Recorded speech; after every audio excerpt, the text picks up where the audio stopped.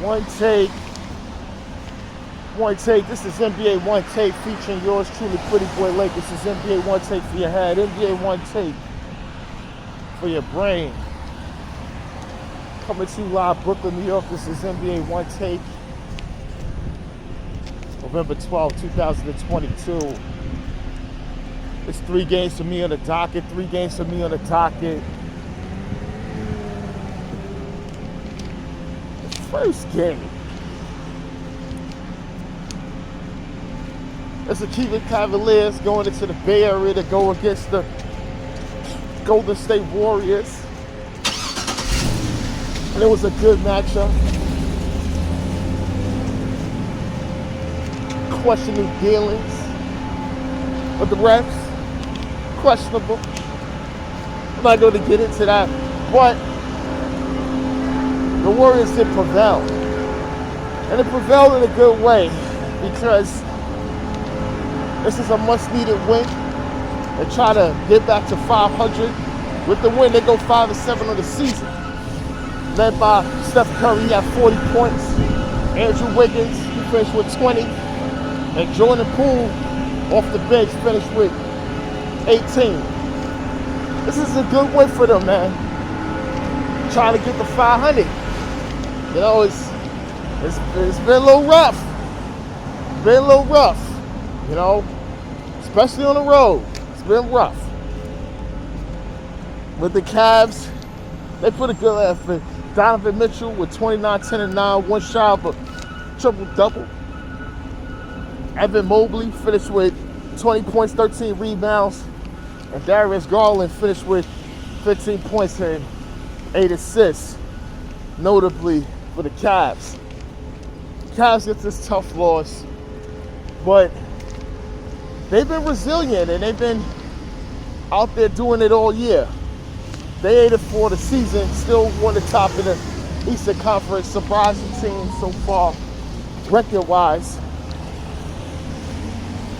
The Cavs been all right, man. The Cavs has been all right. They're still a dangerous team out there. You know. And the next game of the night is Los Angeles Lakers versus the Sacramento Kings. We at home. And nothing new. We take another loss. LeBron James is out, groin injury. And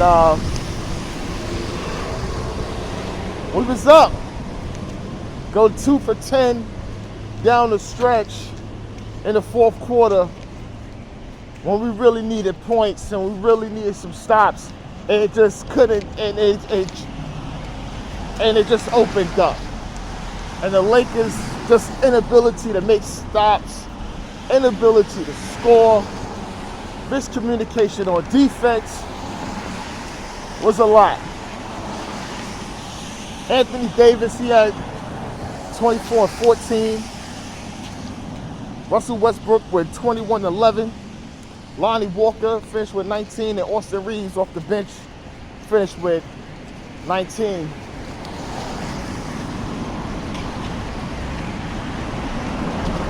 For my Lakers. But it was really outpacing them, you know, and it was, you know, De'Aaron Fox, he had 32 and 12. He always plays well against the Lakers. Domantas Sabonis, double-double, 21 and 10. And Kevin Huerter, who struggled but finished with 16 for the Kings. So the Kings go 5-6. You know, they're trying to get to 500. You know, they still have their thing where they have to go to the playoffs. That's the Kings group. They really want to break that streak. And they got a big chance of doing it this season. You know, they got a big chance. My Lakers, on the other hand, I don't know. I already said what I said about what they possibly need to do.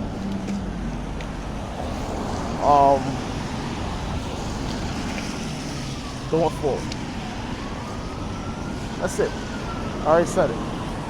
trade Anthony Davis. See what you can get back. See what you can get back. Not superstar for superstar. Draft compensation. You got to try to build it. You got to try to build it back up.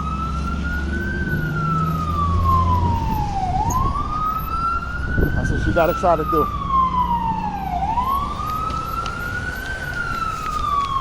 The last game of the night is the Minnesota Timberwolves versus Memphis Grizzlies. It's an ESPN game. Friday night on ESPN. You know, that little spirited battle they had last year. And Memphis gets the win, man. They 9-4 the season, one toss of the Western Conference. Grizz ain't playing, man. Grizz ain't playing. It was led by John Morant, who had 28, 10, and 8. Desmond Bane, 24. Dylan Brooks finished with 21, and Brandon Clark off the bench had a nice night with 15. And for the Timberwolves, Anthony Edwards, he finished with 28 points. Cat Towns, not a good night, 13 and 10 rebounds. Rudy Gobert with 15 points, and Jalen McDaniels finished with 15. Notably for the Timberwolves. The Grizzlies, they have what it takes as a contender in the Western Conference. I'm gonna say it, yeah, they do. And they got what it takes to do severe damage. Severe damage this year. Now, the Timberwolves. I did a video a few videos ago. Wasn't too long, but I said I didn't go. When they played the Suns, and I was telling people, I was saying there's a problem there. There's a problem there, and someone actually told me that the Timberwolves are a team of guys that just play ball together. There's no culture, there's no continuity. It's just guys that play ball together. That's not good. And but this also person said that Chris Finch is just he's just not good at substitution patterns and in game situations. That's debatable. That's debatable. But I will say the Timberwolves' expectations, I didn't have that expectations for them. The expectations was, to me, was somewhat similar towards the expectations this year. People were saying there's going to be a top 4 seed. I said no way in hell they're going to do that.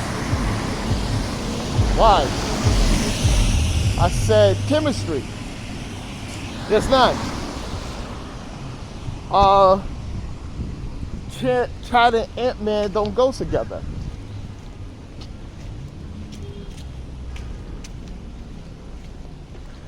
So, yeah, they don't. Cat and Ant-Man don't go together. Now, Ant-Man and Rudy go together.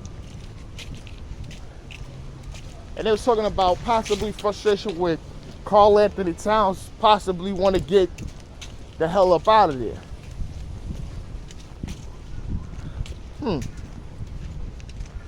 That's always an option. Because the teams, you know, sometimes things don't work. And I know the fact, when I see Anthony Edwards and Karl Anthony Towns out there, I see not much chemistry there between the two. not much flow at a point where they can overwield their dominance in the game to be the most lethal dynamic duo in the league. They can't do that. So when you talk about dynamic duos, they're so far, they're not even top 10. And then that's the problem. And get his, but it's not impactful. Cat get his, but it's not impactful. The team can have an impact on the win, but as individuals, as a duo itself, it's just not doing it.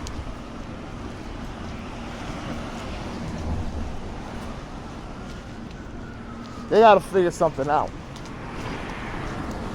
because this, if they don't make it even to qualify for the play-in, this is catastrophic for what they did for Rudy Gobert. Seriously.